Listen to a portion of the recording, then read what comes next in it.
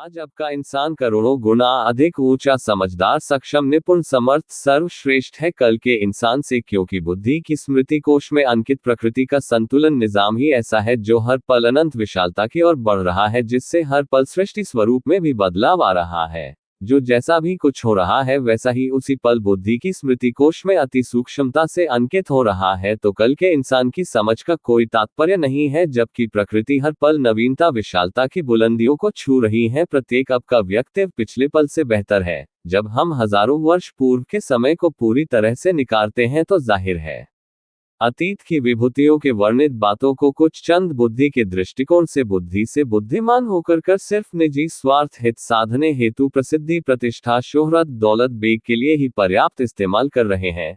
एक नियम, मर्यादा, परंपरा के रूप में सरल, सहज, निर्मल व्यक्ति को भ्रमित, प्रभावित, आकर्षित करके जिससे दूसरे करोड़ों लोगों से अपनी निजी इच्छा आपूर्ति हेतु, जिससे किसी दूसरे का समय और सांस संपूर्ण रूप से इस्तेमाल कर सके बिना उसके समझे। जब हम खुद उलझना नहीं चाहते तो दूसरों करोड़ों सरल सहज व्यक्ति को क्यों उलझा रहे? वो पाप नहीं है। पाप पुण्य का विश्लेषण करने के पास ये प्रमाण पत्र किस ने दे रखा है? लाखों लोगों को गुलाम, बंधुआ, मजदूर बनाकर सेवा के नाम पर व्यवसाय धंधा चला रहे हैं। हक पराया खाना का विश्लेषण करने वालों के लिए धन तन मन की सेवा ले रहे, उसकी भरपाई कौन करेगा? कैसे और कहां से करोड़ों रुपए का हर्जाना भरोगे जो अपनी इच्छा अनुसार अपने साम्राज्य का निर्माण किया है? उन सब की भरपाई करने को रब छोड़ रखा है, जिस कमबख्त का अस्तित्व ही नहीं। जो ऐसे ही ढोंगी, पाखंडी, गुरु बावे प्रवक्ता, जो अतीत की विभूतियों द्वारा संचालित, आयोजित सिर्फ रब शब्द तक ही सीमित है, जिसका यथार्थ में कोई अस्तित्व ही नहीं।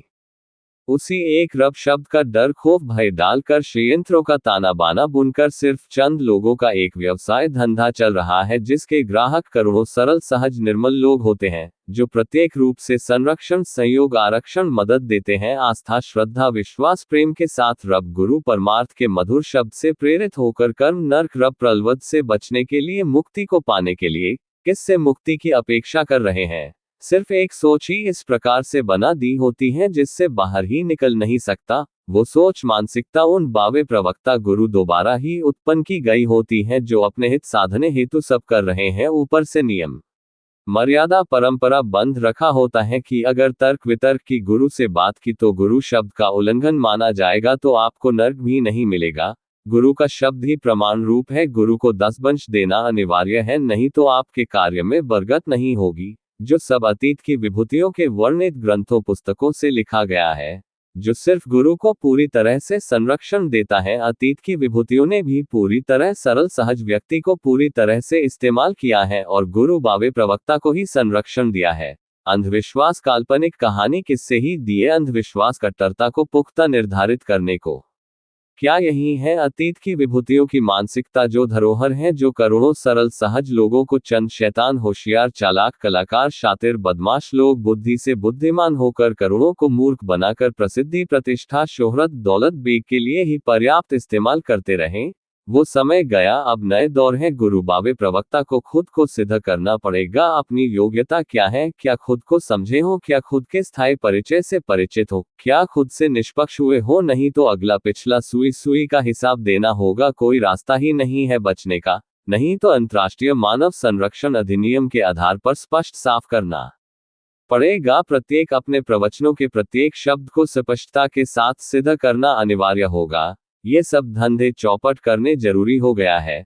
सरल सहज निर्मल लोगों को प्रभावित, आकर्षित करने वाला समय चला गया है। अब यथार्थ है अपने सिद्धांतों के साथ, जो हमेशा स्थायी ठहराव, गहराई में अनंत सूक्ष्म अक्ष स्वरूप परिचय के साथ, यहाँ उसके अनंत सूक्ष्म अक्ष के प्रतिबिंब का भी स्थान नहीं है और कुछ होने का तात्पर्य ही नहीं है। अब मैं उस अनंत सूक्ष्म गहराई स्थायी ठहराव में मौजूद है, जो उस अक्ष की उपलब्धि के साथ हूँ, जिस अनंत विशाल भौतिक सृष्टि का एकमात्र आधार है, जो सारी कायनात के प्रत्येक कण में मौजूद है, जिस से ही एक से अनेकता प्रतीत कर रहे। वो सिर्फ ही है जिसका आदि अंत नहीं है। वो सिर्फ एक ही है, पर बुद्धि प्रकृति के निजाम के कारण अनेक स्थानों, प्रजातियों में प्रतीत हो रहा है। बुद्धि एक ऐसा दर्पण है जिसकी जटिलता के कारण एक से अनेक प्रतीत दर्शित होते हैं। हमेशा प्रत्येक व्यक्ति वहाँ ही है, उसी एक अक्ष में ही। कहीं भी कभी कुछ भी ढूंढने की खोज की जरूरत ही नहीं थी, क्योंकि कभी भी किसी का भी कुछ गुम ही नहीं हुआ था। सिर्फ समझने की जरूरत थी। जीवित एक बार समझ ले तो फिर दोबारा सामान्य व्यक्तित्व में आ ही नहीं सकता, चाहे खुद भी लाखों कोशिश कर ले। खुद को समझना तात्पर्य मृत्यु के उपरांत निश्चित वास्तविक का रहस्य को समझना, उसके जीवित के सभी तमाम बुद्धि की स्मृति कोश की वृत्ति की कोशिकों को निष्क्रिय करना, जो जटिल प्रक्रिया वाली कोशिका है उनको निरंतर करना की जटिलता से बचकर सहज सरलता, निर्मलता, सक्षमता, स्पष्टता, निष्पक्षता में संपूर्ण तौर पर मौजूद हो पाए और प्रत्येक अस्थायी तत्व को समझकर उससे हटकर उस स्थायी ठहराव गहराई स्थायी अक्ष से परिचय हो पाए जो समस्त सृष्टि के प्रत्येक कण में मौजूद है, जो खुद के खुद ही अस्तित्व खत्म करने के पश्चात संभव है। समस्त सृष्टि का प्रत्येक व्यक्ति बुद्धि के दृष्टिकोण से बुद्धि से बुद्धिमान होकर जीवन व्यापन करता है, पर खुद को समझने के लिए खुद अपनी बुद्धि का अस्तित्व ही समाप्त करना पड़ता है, जो प्रत्येक सरल, सहज, निर्मल, सक्षम, निपुण, समर्थ, सर्वश्रेष्ठ है। किसी भी प्रकार से दूसरे के निर्देश, हस्तक्षेप, मदद की जरूरत ही नहीं है, क्योंकि जब खुद की निष्पक्षता के लिए खुद अपनी बुद्धि का अस्तित्व ही समाप्त करना है तो दूसरा क्यों? बुद्धि सिर्फ प्रकृति द्वारा संचालित आयोजित सर्वश्रेष्ठ निजाम पर आधारित है, जिसमें कोई दूसरा कभी भी हस्तक्षेप नहीं कर सकता। अनंत विशाल भौतिक सृष्टि में जब एक ब्रह्मांड के होने न होने से कोई फर्क नहीं पड़ता, तो फिर इंसान प्रजाति की औकात ही क्या है? क्यों इतने अधिक अहम अहंकार में चूर है? सिर्फ अस्थायी तत्वों से निर्मित है सर्वश्रेष्ठ प्रकृति के निजाम को सदियों से संघर्षरत है और समझने के स्थान पर चुनौतियां दे रहा है। प्रत्येक क्षेत्र में, अंतरिक्ष, जल, स्थल, थल पर भी प्रकृति का संतुलन निजाम इतना अधिक सर्वश्रेष्ठ बनने में खरबों संभावनाओं से करोड़ों युगों के उपरांत निश्चित तौर पर अस्तित्व दर्श रहा है। बिल्कुल वैसा ही प्रकृति ने ये समझने के लिए बिल्कुल वैसी ही स्थिति समय के साथ परिस्थिति उत्पन्न की, जो एक संयोग संभावनाओं के होने का एकमात्र कारण है। और खुद को समझ पाया हूं, कुछ किया ही नहीं, लगता ही नहीं कुछ किया है।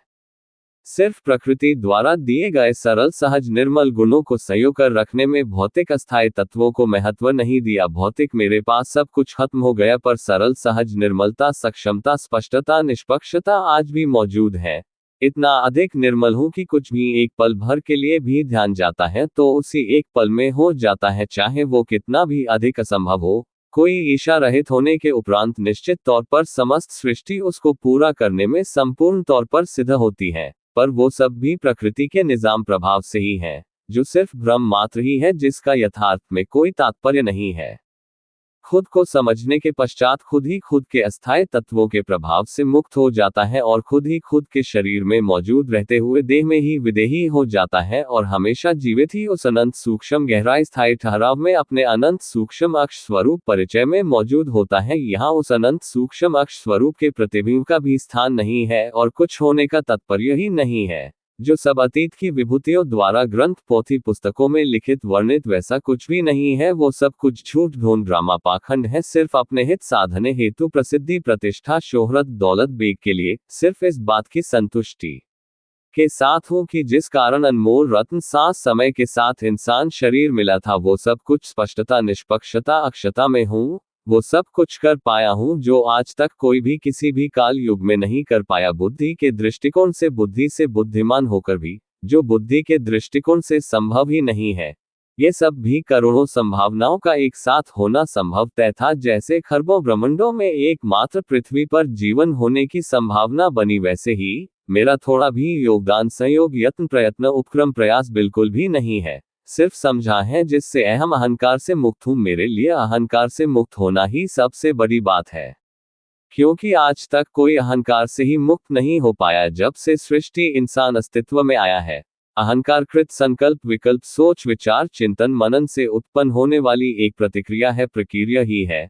मैं ज्ञानी, विज्ञानी, महात्मा नहीं हूं, इसलिए कि किसी भी अतीत की विभूतियों के ग्रंथ, पोथी, पुस्तकों को पढ़ने में सिर्फ समय, सांस का दुरुपयोग करने समान है।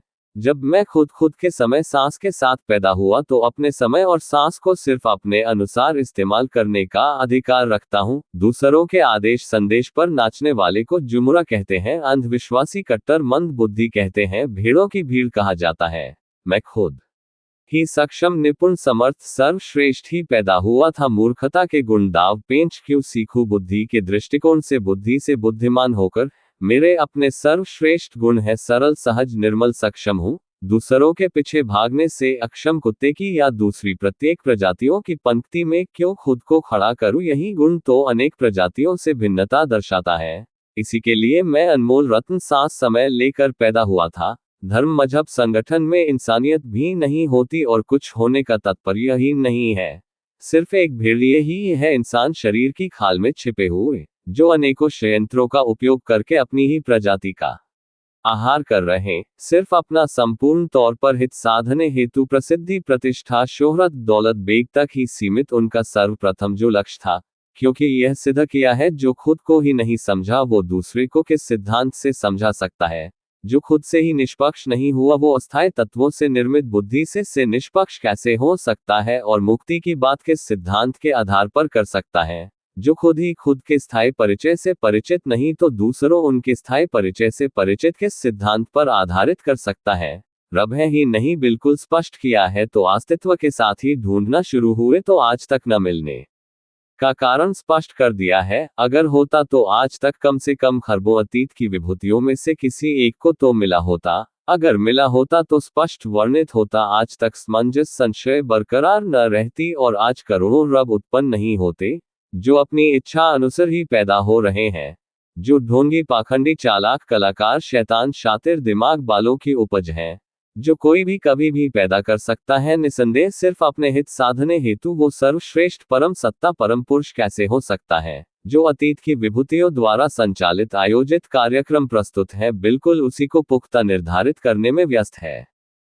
जो सिर्फ बुद्धि के दृष्टिकोण से बुद्धि से बुद्धिमान होकर ही संभव है। ये भी स्पष्ट साफ कर दिया है कि बुद्धि के दृष्टिकोण से बुद्धि से बुद्धिमान होकर सबसे अधिक चालाक कलाकार होशियार शैतान शातिर बदमाश हो जाता है, जो पूरी तरह से सरल सहज निर्मल गुणों से वंचित हो जाता है, जो खुद को समझने के लिए बिल्कुल हितकारी सिद्ध होते हैं। बुद्धि के दृष्टिकोण से बुद्धि से बुद्धिमान होकर दोनों ही ज्ञानी विज्ञानी आस्तिक और नास्तिक वृत्ति वाले व्यक्तित्व प्रकृति के लिए ही घातक सिद्ध हुए हैं। आज तक आस्तिक धार्मिक विचार वाले व्यक्तित्व मानव प्रजाति के अस्तित्व के लिए खतरनाक साबित हुए हैं। आज भी प्रत्येक देश इस कट्टरता की त्रासदी से जूझ रहा है जो सिर्फ पूरी तरह से कुप्रथा है, और नास्तिक विज्ञानी भी सिर्फ अपने हित साधने में ही व्यस्त है कि प्रकृति के निजाम संरक्षण को मध्य नजर नहीं रखते, जिससे अंतरिक्ष जल स्थल थल को पूरी तरह से दूषित कर पर्यावरण को ही नुकसान पहुंचा रहे हैं।